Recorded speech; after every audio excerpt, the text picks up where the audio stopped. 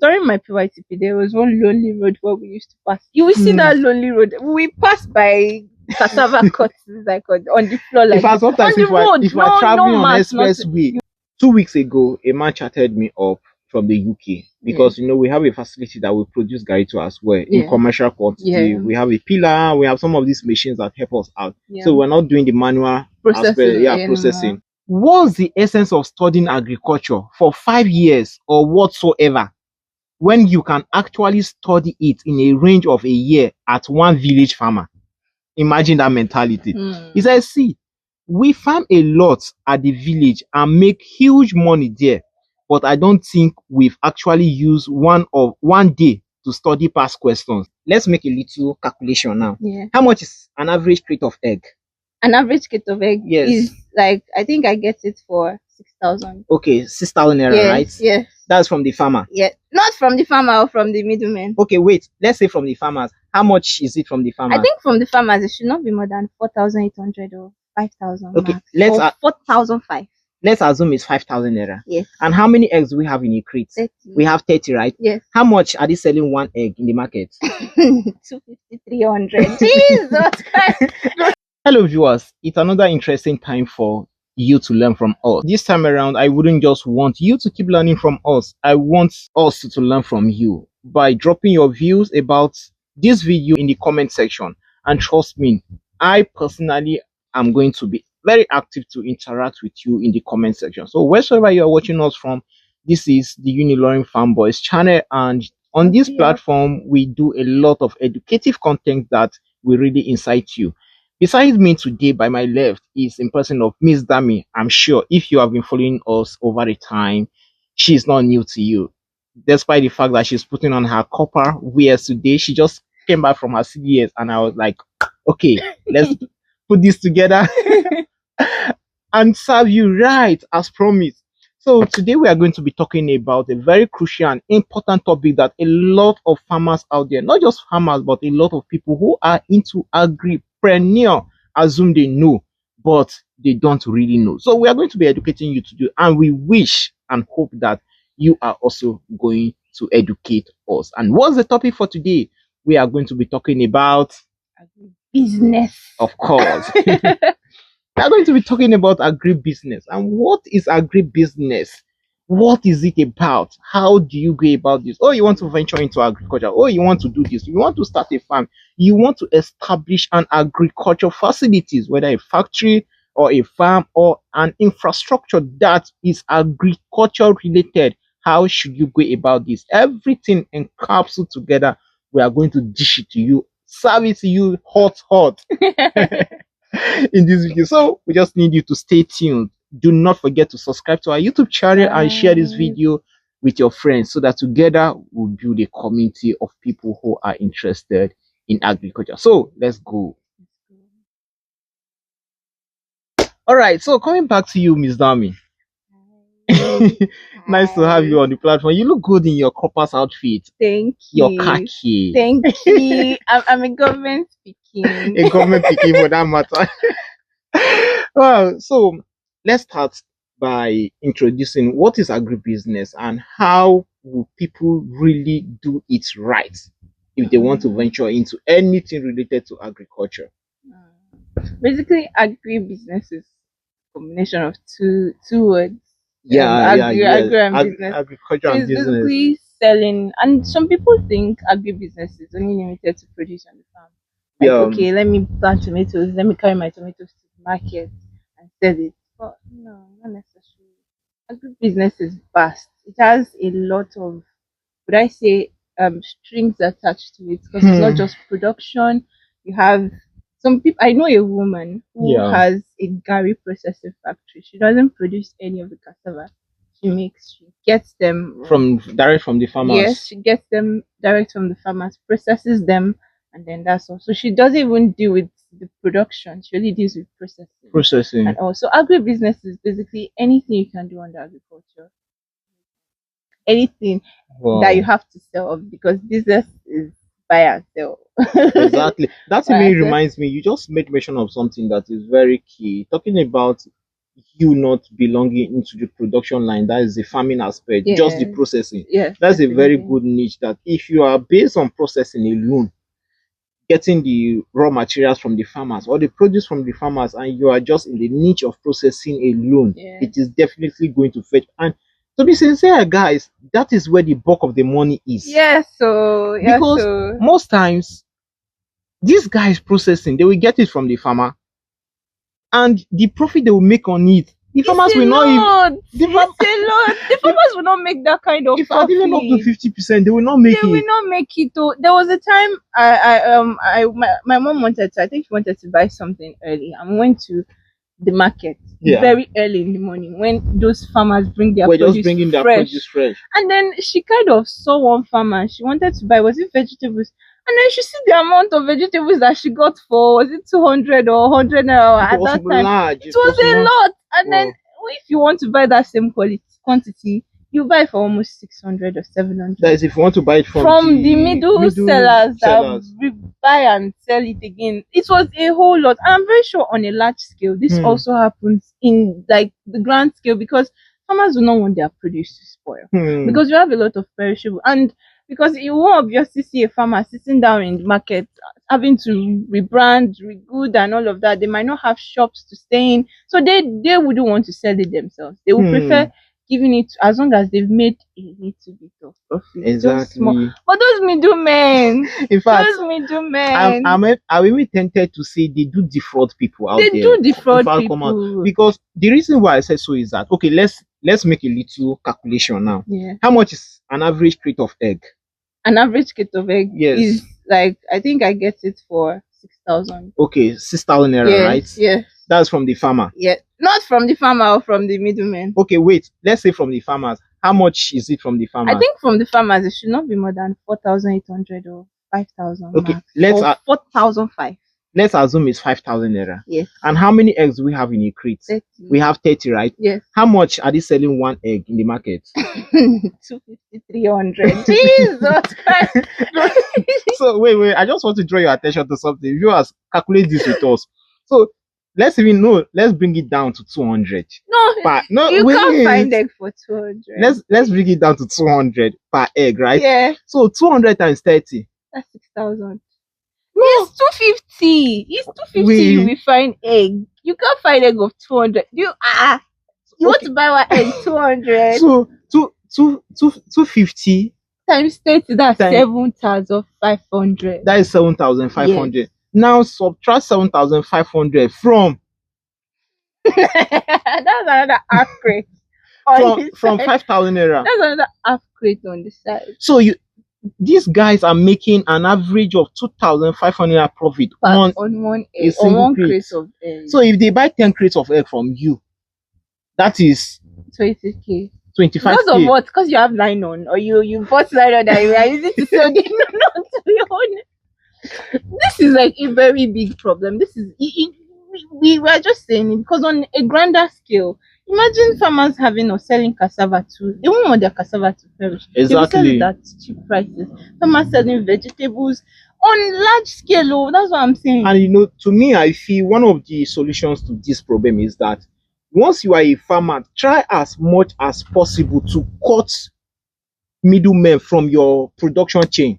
But then, so if there is a possibility of you trying to link that bridge between you, the producer, and the final consumers, it is really going to save you a lot of money and you will make more. I think that's where extensionists come into play, because farmers, most of the times, you find, especially local farmers, you find them in remote settings.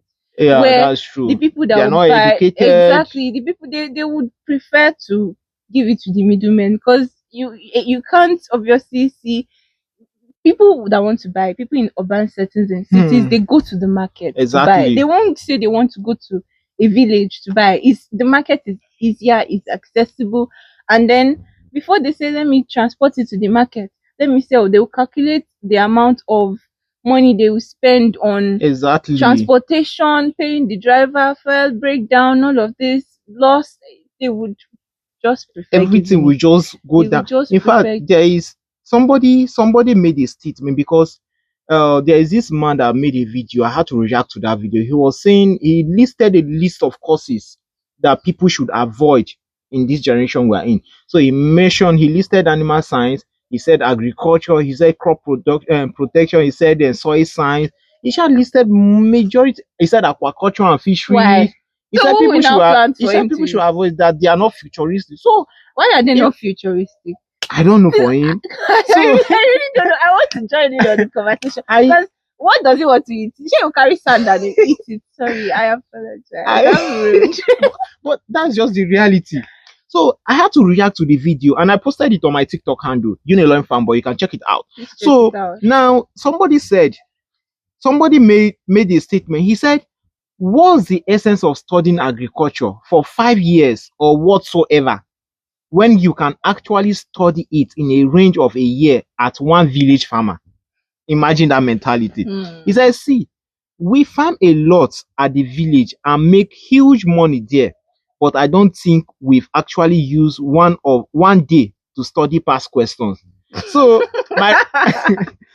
my response to this comment was SMH. I just shook my head and walked away. So you see that a lot of these guys, village farmers, and you know one thing about this kind of mentality and this kind of people is that they are stuck to poverty. That once they give or they produce something in the village and they make a little amount of money, then they feel, oh, we have arrived. For example, they had a plot of cassava or 1 hectare of cassava. They should have made 1 million naira for that on that 1 hectare if they were educated, but they ended up making maybe 200,000 naira. To them, it's a very huge amount of money. But if they were educated enough to see that, oh no, this thing, this is how it is, let me go about it this way, then I will make extra 800k. They are not educated now, so they can't see it in that way. So that is what we make somebody like this making this kind of comment, that why spending 5 years to study agriculture in the university as a waste of time, that why should I spend 5 years wasting my time? But I think that's the thing, because the fact that you studied it makes it more, you are more enlightened one, but then you have access to research. Exactly. You as a student, before you graduate, you would have written a project. You would have written an undergraduate thesis.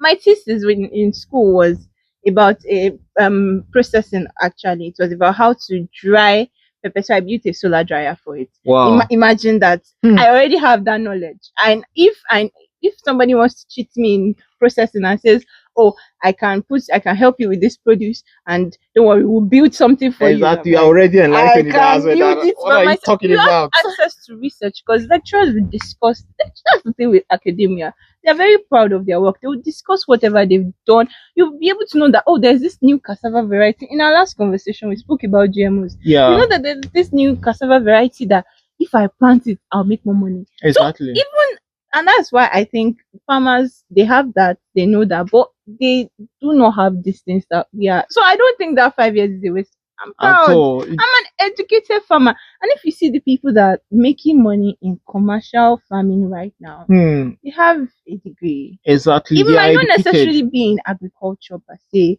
but it's something related, something that is not too far off. It's the earth science. Exactly. So it's you should have seen. That's like, please send me that tweet. I have to comment. I have to react. In fact, let me just chip this in.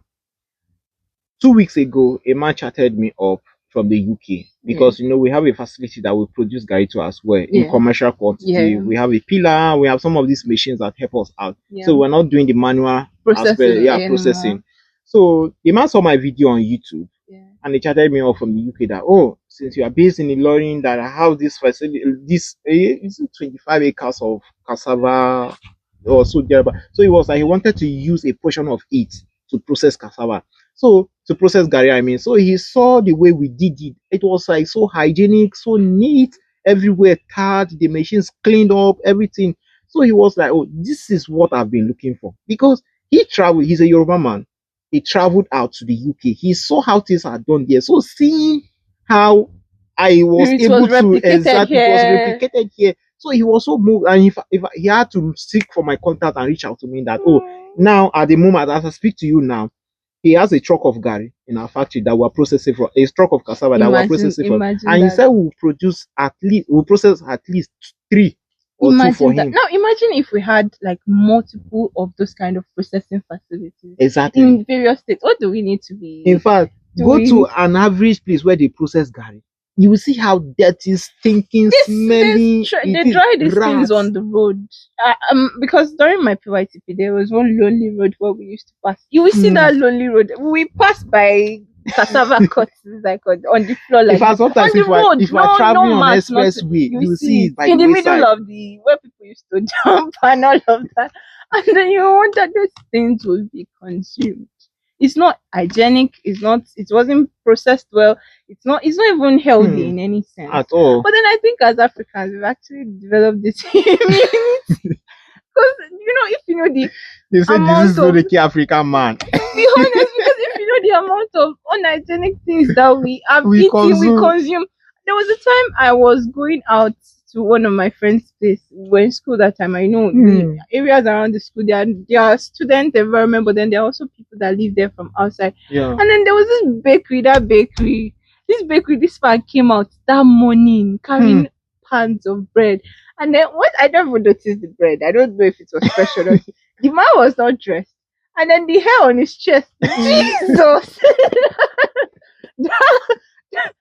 I was like, people would not know these things. They'll package it, put it, and you see it in the nylon. It's agribusiness, so it's agribusiness. It's not agribusiness. It's not processing flour. It's processing stuff. It's putting everything. The first time I came to Abeokuta here, sorry to mention the name, I'm not just trying to belittle people, but the reality of it is that people who fry buns, meat pie. I ate one today. I want one. They say traveling is part of education. It is. Reaching Abeokuta, they will display it open, not in glasses, so open. They will just fry it and pour it. It will be open. Flies will be perching on it. I bought it today. In the market area, when I saw it, I was like, wow. People will buy this and eat. Yes. I ate. It's the way I know my mistake, and now I'm actually it's good that you admit to the mistake. But all these things, they are not hygienic. They are not hygienic. They're not, and they are not that's another problem of agribusiness. There's no regulation for this thing. Anybody can just enter the market. Come on. Anybody can produce. Anybody. We had that conversation. I think was it last week or two weeks ago when we spoke about beans that were sprayed with sniper. Yeah, I think it's agribusiness. It's not agribusiness. Then they take beans. These beans that you cook or spray it with sniper, spray it with insecticide, and we consume it. But how do you feel we can try to bring in solutions to all these problems that we are facing in agribusiness? It's not us. That's the problem. It's not us. It's the government. Because we can basically do these things. We can make a personal change. Okay, it's like saying change starts with you. Don't drop things on the floor. If everybody can do that, the floors will be clean and all of that. Yeah. But then there would always be outliers. It's like having a group of children in one place. No matter how nice they are, there will always be that disobedient child. Disobedient children, not just one. Disobedient child. There will always be that disobedient child, that outlier. So we can't and the thing with how good and bad works is that most days it's like when you want to fry eggs and then you break, carry one break, carry two break, 3, 4, 5, you're frying for a large family, 7, 8, 9, and then the 10th one is rotten and you broke it inside. Then everything that's nothing happened to you before. In fact, several times. I was shopping till now. If I want to break my eggs, you'll be breaking it one after the other. I crack it on the top. Check before mixing it with others. Make sure I check before I mix it with others because it was painful that time. It was really painful. So there will always be outliers. But then if the government makes sure that the agribusiness, the agricultural sector is something they hold with as equal regard, because before the oil boom, it's like oil came. Oil was that white man that came and everybody forgot about albinos. The cocoa farm. The palm tree. That was what the economies were thriving on at that period. In fact, it was even better than now. Exactly, and that's what our older generation. They mention it, but then I don't think they mention it enough. So some people don't know that there was a time when the naira had more value than the dollar. Even the dollar. Yeah. What were we exporting at that time? Of course, it was agriculture. It was agriculture. What were we planting? Was it the oil boom? The oil boom was just in the 60s and all of that, and 70s and 50s and all. So we realized it. I think we need to actually, the government needs to go back and see agriculture as that potential sector where they need to put more money in. They need to regulate it in such a way that not anybody can enter, not anybody can come out. Yes, it is actually a source of income for local farmers. But then I think if they can empower these local farmers in such a way that they also have access to technology, they don't have to use own cutters, they don't have to, except the subsistence ones who maybe just do it for their families. But if you're a commercial person and you're taking something to the market, it is regulated. It is something that your tomatoes, they are so well nurtured and cared for. Mm-hmm. They have technology grown. They were grown under technology that they are like, it's like the kind of tomatoes you find in ShopRite. You know, exactly. The way they used to sort out tomatoes. Exactly. Grade A, grade B, grade C. Have you gone to the market and you see buckets of rotten tomatoes? Like rotten tomatoes. Some people buy it. Exactly. Some people buy it because they say, oh, it's a cheaper alternative. And it's not healthy because there's this bacteria. It's already growing bacteria. There's this bacteria and there's this fungi that grows inside that tomato. It is very, very bad. It is in such a way that some people will not even cut off the rotty part away. There are some that they would have rotten so bad that it's just water. It's just water. And some people will buy it. Food sellers will buy it, cook it. Mix everything together. Mix everything together. We'll be eating and licking our hands. Sweet soup, sweet stew. Yeah, eating bacteria. We'll buy it to eat it. So it's something that it doesn't even only just affect the poor. Because even as a rich person, yeah, you like tush. You buy processed, sealed, canned, every mixed with a lot of preservatives. You go out to eat because even fancy restaurants, I know that everybody's looking for a cheaper alternative to this thing. Yeah, everybody's looking for how to cut costs, how to save. So if all those fancy restaurants they're also getting this thing, it affects everybody. So better regulation, it should be controlled in such a way that it should just be in such a way that everything is like regulated by the government. Everything is not necessarily, obviously we don't want a socialist economy where they are hard holding and all of that, but we have access to good and quality things to eat, quality produce and quality everything like that. I have two things I want us to talk about. Number one is interest of youth in agriculture. So because if we're talking about government bringing in and empowering people, how are the youth interested in agriculture? Citing an example of how our institutions operate. If you find 100 people, students studying agriculture in any institution at all, except maybe the institution that are agri related, like let's say FUNAB and some of these agriculture related institutions in Nigeria, let's assume go to an institution like the University of Unilorin or even the University of Ibadan, you'll discover that if 100 people, students are studying agriculture, a minimum of 60 did not apply for that course. That shows the interest. I'm saying 60. I'm just scared not to mention 80. I'm just scared not to mention 80 or 90% because we are over 450 in my level. And I can assure you that if not more than 400, at least about 400 of those students did not apply for agriculture. They were given. So looking at that ratio, that high ratio, and we assume we are future leaders of tomorrow. We are. So how do you see the future of agriculture? You are saying, okay, if the government should empower people, if the government should do this, how are we the youth interested in agriculture? How are we seeing it? Is it the way, maybe because of the way the community makes us see agriculture, or what is the cause? What can we do to make the youth interested in agriculture? I think I really like the fact that we always speak about this in every video because it's very important. So even if somebody did not see the previous video, they'll see this one and know that you need to develop interest in agriculture because the youths are definitely not interested. They think it's backward. They think, but then one statement I will always make anytime I'm having this conversation is that everybody needs to eat. We don't need to eat. So if you don't go into agriculture, what will happen? People who don't love agriculture are the ones that eat most. You see them, now. They're the ones that eat the most.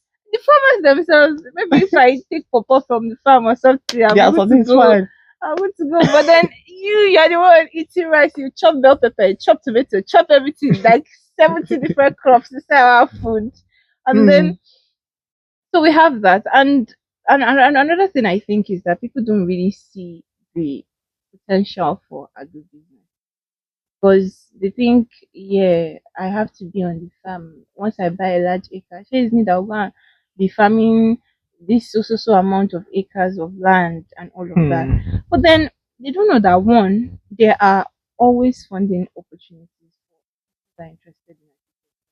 Yes, like we had a webinar, my initiative on Sunday, and one of the guest speakers was speaking, and it was like they would not give you money if you don't put your own personal money. So your personal money will definitely enter. But then there are always people ready to fund agriculture, because outside of the country, agriculture is still held in more regard. That's why research is always advancing every day. Here we are, our project topics are similar. Just take this one, tweak it a bit. Yeah, right. And now once you are done with school, that's all. That's all. We are done. You are good to go, and all of that. You don't go back to it. You see people that studied agriculture venturing into other fields that are not related. Yes, you might not have that interest later on, but it's something that you actually studied. It's like you have gold in your hand, and I say, no, I want silver. Oh, I want diamond. No, diamond is not still like, but like I want silver. Not shit to my silver fans, but like silver. It's silver. You have gold. So yeah. So yeah, people don't hold agriculture in high regard. And because of that, that's why you have people that didn't study agriculture being the ones in it, the most. Because they've gone to other fields. They know how it is in other fields. They see the potential, because basically every other sector relies on agriculture. Exactly. Basically every other sector. Everything you need, raw materials, you need inputs, you need to feed your staff, you need to do this, you are sure relying on agriculture one way or the other. So people don't see the potential in agribusiness. And then I think, like we mentioned, we have to be a producer. So I have to be, you can basically see, I can take this thing that you process with your money and make sure that it gets to somebody in a far village, and I'm in agribusiness and I'll make a lot of money from exactly it. Just connecting people, we are against connecting that, the buyers from middlemen increase prices and all of that. But then if you do it in such a way that you are making food accessible to people that don't have, or maybe you are an agricultural consultant, you consult for farms, you consult for businesses and all of that, and you are just making the whole thing, you are involved in the food chain. Agriculture is like a very vast food chain, because it's not something that can just is unidirectional. It goes, it has legs, it has across every branch. Exactly. It's like all those big cycles that we used to draw, that you go left, right, and all.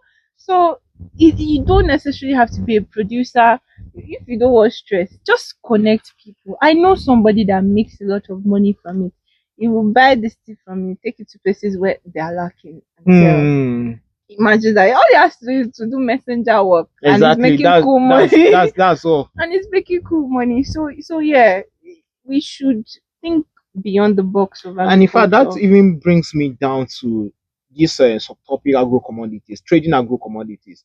You see, everybody now wants to sit inside the office collecting one useless AC in the banks, and their salaries will be 50k, 100k. Those are money that people trading agro commodities are making in a day or hours. Because let me open your eyes now. You may think I'm joking. Okay, let's do a research. If you have somebody in Kano State, Nigeria, call that person, or let's say Kebbi State, starting with Kano State, call that person in Kano State today. Ask the person how much a bag of rice is. Now call another person in Lagos. Ask how much a bag of rice is. Go back to Kebbi State. Call anybody in Kebbi State. Ask how much is a bag of rice in Kebbi State. Call maybe in Ogun State here. or any of the down states and ask how much a bag of, you will see the difference in price. So it should occur to you that okay, I'm going to Kano State today with a truck. I don't have this money, but I will take the risk. Definitely, there's risk in every business. So you are going to take the risk. Get your papers ready. Register your, maybe if you need 1 or 2 registrations, it might not be, let's say 50 to 100K. That's all. Get, let's say 50 to 100 bags of rice in Kebbi State, or 50 to 100 bags of rice in Kano State. Travel down to the south, sell it. All this will not take you up to a week. Messenger work. If you are making just 10,000 naira on each bag, imagine the amount of money you are making a week. Now multiply it by 4 weeks. Compare yourself to somebody who is wasting his time in the bank receiving AC, claiming he's, oh, I'm doing a white collar job, I'm a this, I'm a that. That's the thing. And the thing is, sorry, I'm cutting you short. The thing that people don't know is that these white collar jobs, they are just give them 10-50 years max. AI will replace. Almost. See, you walk into a bank, you have to enter 2, 3, 4 offices before you meet one human being, and that's the branch manager. I'm serious. Because when you walk into a bank, AI will greet you. Yes, now, because everything will be automated. In front of the University of Ibadan now, although this has been for a while now, there's this First Bank. If you want to get your ATM card and all of that, just type it into machine. It's like a hub, a very technologically focused hub, and it has cushions for people to sit down and all of that. It's customer based. It doesn't look like they care about the workers that are going to be replaced. Every day, AI is replacing stuff. And the thing with AI is that it is very regenerative. It is going to keep training itself to learn. Based on theorems like Bayes' theorem, where everything is regenerative. It's teaching itself. It's taking data, like collect from here, put it, calculate another thing, churn it, updating. It's like when your phone is updating and all of that. So if to get to a point where all these white collar jobs that people they will still run back and look for work. Like, come to our farm.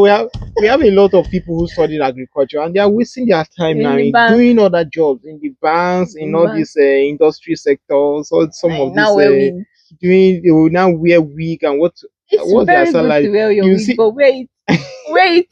Where you want to maybe like enjoy yourself. You see them, if they are collecting 100,000 naira salary, in fact they will be sharing testimony in churches. Oh, thank God I got 100,000 naira job. I think some banks pay more than that, but still agriculture is still way ahead. It's very much ahead. So we are calling on all the people who have lost interest in agriculture. You know, the way they make people feel is that there's one thing I've done about myself. If you should check through all my social media platforms, YouTube, Instagram, Facebook, TikTok, Twitter, and across all my social media, you will discover one thing. I do not and I will never till I die tolerate anybody looking down on me. I have formed this kind of antidote against all these external forces that will tend to belittle you and pull you down. Oh, you are studying agriculture. Why will you be studying agriculture? Once you mention that thing, it's either before I even block you, I will make sure that I send you a word that in your life you will never try that again. Why will you be belittling me for studying agriculture? What you cannot do without in a single day. I remember when I went to camp. And then I was done with camp. And then my mom, she was walking in the streets, and people that knew I had gone to camp. Then one man saw her, and he was like, "What school did they post that me to?" I was like, "School?"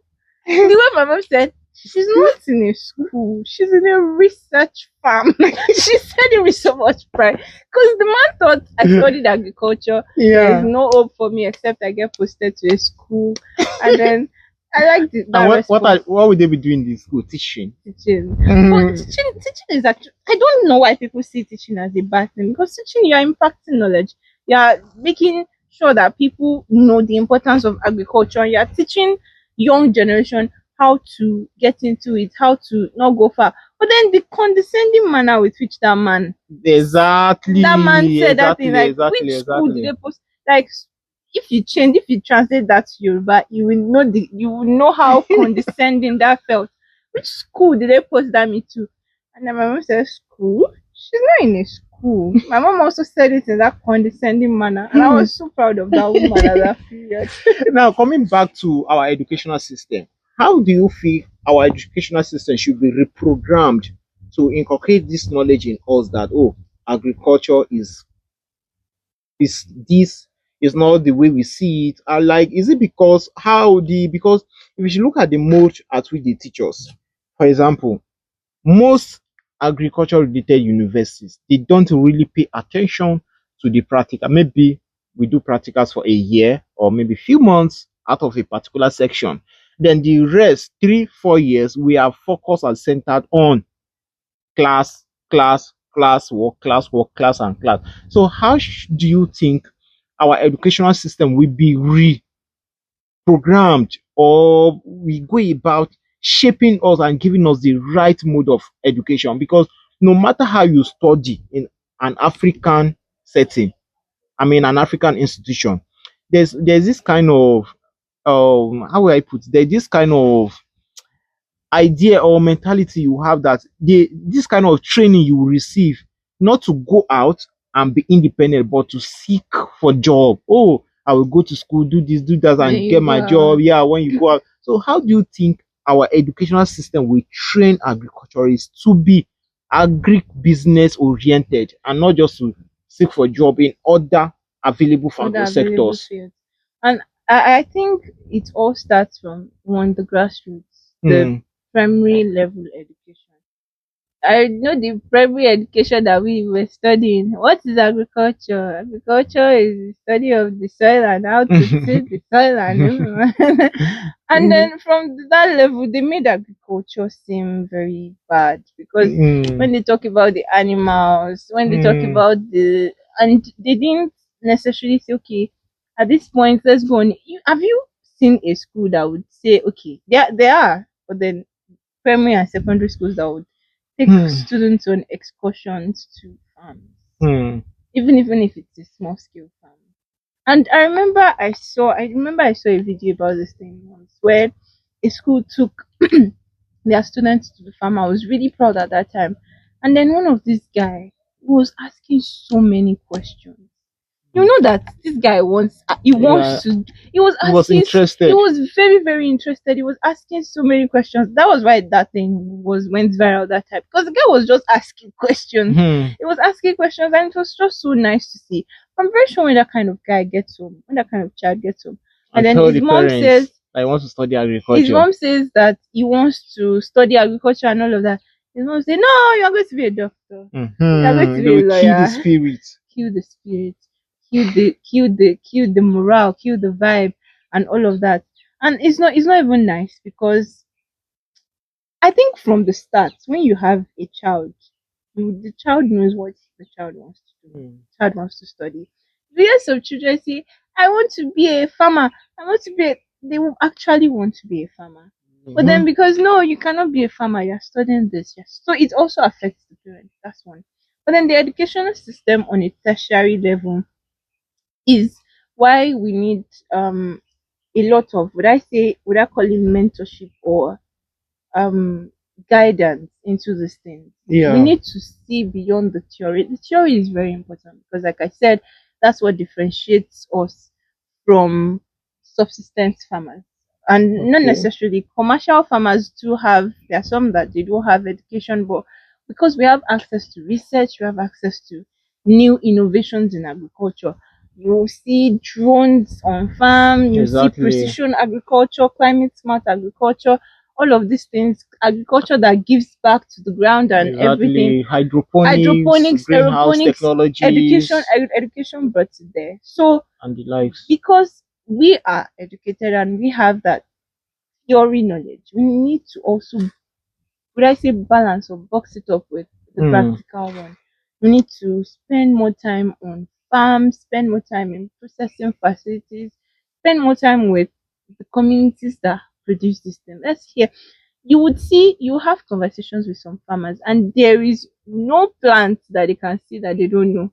Hmm. For you to know that even the theory that we are learning, they have it, They but have then they it. don't have it in that Formal structured manner. and formal manner. So Hmm. they know all the plants, they know everything. They will tell you it will rain today with the way the sun is bright, and it will And it rain. will. So what else are we studying in school apart from all of that?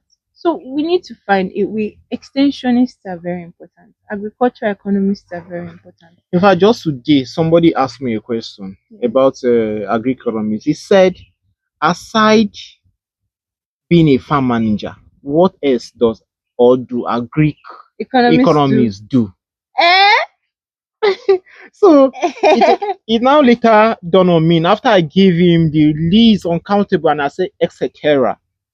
of like I was like people who should work in the government under agri are people that understand agri economics because the economy of the government you have to understand and all this is the teachers. I'm so glad in fact I gave kudos to some of my lecturers, the lives of Dr. Mrs. Belewu and several other people, Mr. Oloriabi and Mrs.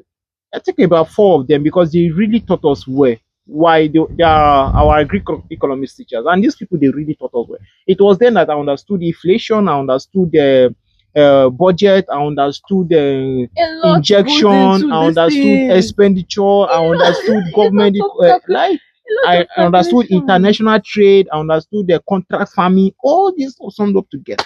So I was like, how will you have this vast knowledge and then you would limit yourself to becoming a farm manager? Agriculture is like an ecosystem on its own because you will find several other sectors into it. You need an HR on the farm. Yeah, you need of course. A nurse or doctor on the farm. You need just tell me a sector or a trade or a job and I'll tell you the importance of that person on the farm. You need an economist. You need a media person. You need a content. You need everything, anything you can think on the of farm. Because it is an ecosystem on its own. See, that's why I said it has branches, it has legs, arms, branches, trees, nets, everything. That's agriculture is just. I remember when we finished our webinar on Sunday, and then our guest speaker posted on his status. He said, "Agriculture or nothing, no going back." Because always forward. And I look at myself. I said, "You this guy, you wanted to study medicine. Medicine is not bad, dude. Medicine is not bad. Before people looking at us, we come for afterwards that we are saying medicine is not bad. We are not saying medicine is bad, dude. We need doctors, definitely not. But then I'm just saying that I find myself more at peace in agriculture than I think I would have in medicine. To be very honest, it's like a redirection towards purpose. And I'm very happy. Let me now say something that will stir up a lot of debates online. When I was in 200 level, there's this course on agri home economics. That is AHE, something. So they taught us nutrition. So they taught us diet. All this stuff summed up together. And do you know that for someone like me who was taught that in 200 level, and I have the knowledge, and I understand how to eat the right proportion of food as required by the body. You know, the last time I went to go and see the doctor, possibly maybe 2, 3, 4 years ago, because I'm eating right. Yeah, eating right. I have the knowledge of understanding how to eat right as a farmer. So do you know that your personal health serious? Do you know that as a farmer, if you truly understand what you are doing, you don't necessarily need a medical practitioner as he needs you. Because I said something that in the past 2, 3, 4 years, I've never been to the hospital to say I've never taken any drug. Maybe sometimes if I'm tired because I work on the farm, then I will just go and take a little rest, eat right. Then I'm good to go. Good to go. Because I have the knowledge. And they are now looking down on me that I'm a farmer. Now, will you tell me that is there any medical doctor on earth that will say you're 90 today? That we go to this? I said 2 to 3 years. Now I'm giving him the an apple a day keeps the doctor. So you see now, so these are some of the valid points that if paraventure I'm called for any debate that this is it, you prove with facts. And these are just the realities that we face in our society. Those debates of agriculture is more important than medicine. I mean, a doctor is more important than a farmer. Agriculture will always win, to be honest. What other point do you give? Apart from, yes, if you get sick, so you don't die. Those farmers on the local farms, they know how to drink agbo. Like, they will cook up something that you... They know that, okay, mix this All drug the together, mix this tree, mix agbo is this. a lot of toxins. We're not supposed to be taking agbo like that because you're basically mixing a lot of toxins that you need a medical practitioner. But I'm just saying that they've not died yet.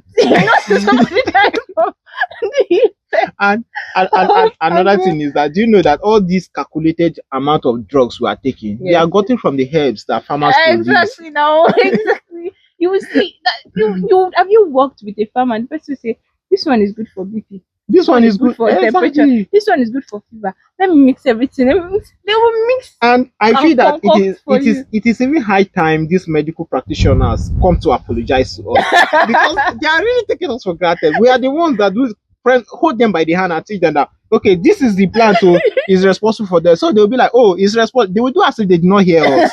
They will not come behind us to come and extract the plants, then take it to the lab to go and run analysis. If there's no agricultural research, if there's no research into plants, if there's no research into botany and all of that, would they be able to get the drugs and all of that? Because it's not air that people are harvested to make these drugs. It's plants, it's herbs, everything you're using to make the drugs come from the soil, except in the chemicals that you cut. Even the chemicals is something that you probably get in the earth-related space and also.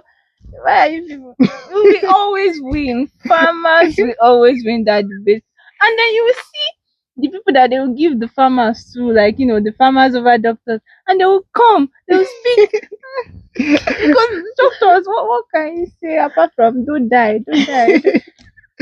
All right, so watching us for the very first time, this is our platform, and what we do on this page is that we educate people, most especially who are into this field but feel less of themselves. We educate them and we tell them that agriculture is one of the best, if not the best profession that you could ever practice in your entire life. Subscribe to our YouTube channel because on this platform we give it to you hot. Hot food. We serve it to you fresh from the farm. Fresh, already on the farm. Do not forget to hit that subscription button and share this video with people that you feel are really enlightened and you feel they should listen to us. Because yes, we are the bedrock of every country's economy, every society, your good health, everything. We are the bedrock. We are the one that produces food for you to eat. So if we decide to today we are going on strike, what will become of you? That's another thing. Sorry, I'm just chipping it. We don't have agricultural association. We don't have. I remember when because all courses that are 5 years, they always do induction. Agriculture is the only one that doesn't do induction. That's true. Because I think animal scientists have an association. Soil scientists also have their own association. But then no agricultural independent of the agricultural body. If you want to vex, I would say what to do strike now. Who will organize it? You will see the government will be begging on their knees, crawling on the floor that please. We should nobody. You remember that time of COVID? Yes, sir. Do you know that farmers were given the license to work freely? So most of these guys, they were disguising as farmers. So you because they have no if they were an association, even if we bring all the local farmers, although that would be a lot of work and it will take time. But let's start somewhere. Let's have this association of farmers in Nigeria where we have a body where middlemen cannot cheat us. Man. Exactly. We can decide to do anything. What I like to be wicked. She said she likes being wicked. Oh wow! So coming back to the way we're talking about the government, what are some of the things that you feel, or some of the policies that the government should inculcate in this society or in our country that will really give us the insight on how to go about getting it right as farmers? I think we've mentioned the fact that government should pump more money into agriculture. Put more research, more development into the agricultural sector, and not just focus on oil. Because now later, oil. Okay. Let's not speak. So yeah, but then I think the government also, the body we talked about, the body we spoke about, we need that body. So farmers, teachers have one, lecturers have mostly other sectors. So a graduate of agriculture have nothing to induct to, except maybe animal scientists and soil scientists. extension is nothing. Association, and then they will not say you you inducted me. And it's the same 5 year So course. they are not using the induction To be proud. in quotes. Especially those people from Faculty of Technology. If you see them, those proud people. But anyway, that's not the conversation. So yeah, the body is important. More money needs to go into research and development. But then I also think that the government needs to find a way to empower youth in agriculture. In the sense that look for I see me advising the government. But anyway, they can find exceptional people in this field. Something like this farm that we are on right now. Yeah. We can have something like that is government sponsored. Hmm. Maybe in at least one in every state. It's going to be it will draw people in, because do you know how many people will be trained per year? You know how many people will be brought in per year to be trained and all of that. And then you leave these people empowered. That word empowered is actually something I hold in high regard. But I think the Nigerian government, they think they empower they will say they're empowered. But then because I was in one of these programs and I know how much I left with. It was very interesting. The government organized one. It was called the National Adopted Village for Smart Agriculture. It was a 1 week program. Was it? Yeah, 1 week. I can't remember. But then we were taught several things. We were taught. That's the first time I got to know about drip irrigation. Wow. To be honest, I was in 400 level. And I was just saying, no, not necessarily. You know what? They would tell us ways to solve agriculture problems. Number one, drip irrigation. But then I got to know it from the practical aspect. They carried us. We went to the farm in Oshu State. We saw it. We saw the technologies. I think I still even have the app on my phone. There's a technology where you can just press a button and then climate smart agriculture. You can be in Oshu State and then your farm is in Abuja, and then you just have to click something and you fatigate and all of that. You have to click something and your chicks temperature. It's like very smart agriculture. And then it was even one of the reasons why I did that my project that I did, the one I mentioned. And it was just so empowering for me because at that time. So programs like that are very important too. And then again, we should please pump money into the agriculture. These local farmers that we have, I'm very sure they do a lot of research in their heads themselves. They do, because but they lack the fund to execute the research. They know a lot of things that even professors might not know. Because a professor knows everything about just one thing. But then farmers are diverse. Their knowledge is diverse. Their knowledge is very broad. A professor of soil microbiology only knows about soil microbiology. At least farmers, I think farmers are the jack of all trades kind of thing. I really like that phrase, but I don't think the jack of all trades is the master of none. I think a jack of all trades is still the jack of all. It's still the jack of all trades because he knows at least everything. You walk into a room, you can speak about various subjects you can speak about anything you want. You can speak about herbs, you can speak about soil microbiology, you can speak about meteorology. Farmers, they will tell you that the soil, if you plant something here, something will happen to it. If you rain and all of, they know a lot of things. A lot of research goes on in their heads because they are well acclimated to this thing. So the government needs to get that thing out of their head. Need to put more money into them, get a lot of empowerment for them, and basically just have these programs where people see agriculture in a better light. And I think that's, at least as individuals, we're playing our own part. But do you feel complete mechanization is possible with the state of our country now? Now, I think it's not entirely impossible. But then, if we progress in this pathway, because Nigeria is a very big, and there are some hidden places in Nigeria that even when they are counting for census, people cannot reach. Yeah. So, but then I don't want to have a pessimistic opinion about it. But I think as long as the government plays their part in this kind of context, still is not entirely, because there will always be that farmer that somewhere. Later on, in maybe some decades, if things get better, have that because we'll have that because I've actually seen a farm. I've been on a farm where it's a large hectare of land, and Yeah. then they still use 1 quarter. Like it is For the labor. for yes for labor, and it is like it is run by I think a couple of friends or something. Maybe like I can't remember their number, but then this everything is done manually, and it is actually very large. They have farm ants that they employ to like work and all of Okay. that, but still everything is done manually.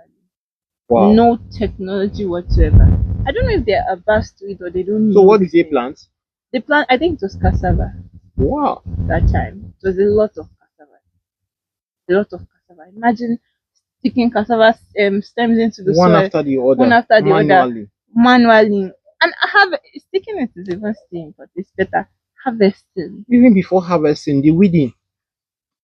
But harvesting, that harvesting is that weeding is okay. Well, some don't necessarily weed, although it will stunt the growth and all. But harvesting cassava on that large hectare, and these farms. Have you been traveling and you see cassava Yeah. farms everywhere? They are too vast. It's a lot of farms. You see, you just in the middle of bush. Maybe you're on a slope and you can see far away. You just see that Mhm. corn maize farm somewhere. There are lots. So complete mechanization at this time, it's not entirely possible. But let's be Hmm. optimistic about it. What do you think about it? Well, to me, I feel it is possible. Complete mechanization. It is possible. Not now, but in the Exactly. future. That's what I said. not now, but in the future. Because at a stand like this, we have partial mechanization. Some people who are really because we have a lot of people who started mechanized, but at the long run, the cost of production really hits them hard, and To they rent have a to tractor self to exactly clear the bush and because land. of clearing, renting of plowing, harrow, ridging, then planting, then spraying. How many farms do we have? That have all these tractor mounted boom Some don't sprayers? even spray. Some don't even spray. So the cost is usually very They high. use watering can. So you now be using manual labor to do. It is not totally possible now, but not impossible. I strongly believe that. I Because strongly believe for that someone too. like me, if I should venture into farming, I am going in with the mindset mechanization because I am with the one of the vision of this platform is that at the long run we have facilities or we have companies or farms that should be able to solve global food problems. That's another niche. Exactly. Mechanization. Having companies that if you have an organization or something that maybe gives out these things for rent or Hmm. something at a not necessarily overly expensive price where they can make their own profit, but then it's also comfortable for the farmer. At least Hmm. until the farmer can get his or her own. Imagine how much money we could make. It's like, Exactly. and if one can just get the capital, get the funding, get everything, have that where it's just maybe for rent, for lease, for so, you can help provide these mechanization services Hmm. to these farmers. Give them their bill, give them their see now business idea. Business idea. Well, that's really nice. But because you see this aspect of agriculture, there is money in agriculture. Eh, Lots of things. like there is money here. But you see, why people don't make money in agriculture is that when they don't have the mindset or they are already programmed that oh this thing I'm not interested in. There is no how you not be interested in something and you have the mind to push it to make money out of it. So guys out there, thank you so much for watching us. Our platform is dedicated to encouraging you, not just encouraging, but also educating you, just as we discussed today. We talked about agri business, and trust me, there are vast opportunities in agriculture from the production to the processing to the middleman. Middleman, you can be a middleman and you'll be making millions Don't weekly. cheat people. But do not cheat people. don't Don't cheat people. Cheating is not good. But trust me, there are a lot of legal ways that you can be middleman in this niche of agriculture and you'll be making millions weekly, if not daily. So subscribe to our YouTube channel. We are the Unilorin Fanboy team and we educate people about agriculture and we give you the positivity on how to go about studying this profession. So, Miss Zami, what are your parting words to the viewers out there, people who have been watching us over the time? Don't run away from agribusiness. Agribusiness is like blood money. It takes a lot of blood and sweat, but then you make At your the long money. run, you smile. You will smile, and then you'll be proud to say you're a farmer because people will have so much. You will have so much money. People will think you are doing something else. Exactly. So, Miss Zami, are you proud to be called a farmer? I am. I think I should change my LinkedIn name to Farmer Jamie. Like Oh, FD, Farmer Dami. The name. Alright, guys, do not forget to subscribe to our YouTube channel and follow us across all our social media platforms. Miss Zami, it was nice talking to you. Sorry to take your time. I love this conversation. Same here, don't worry. We are going to keep more coming to your way. So, see you in our next video. Bye.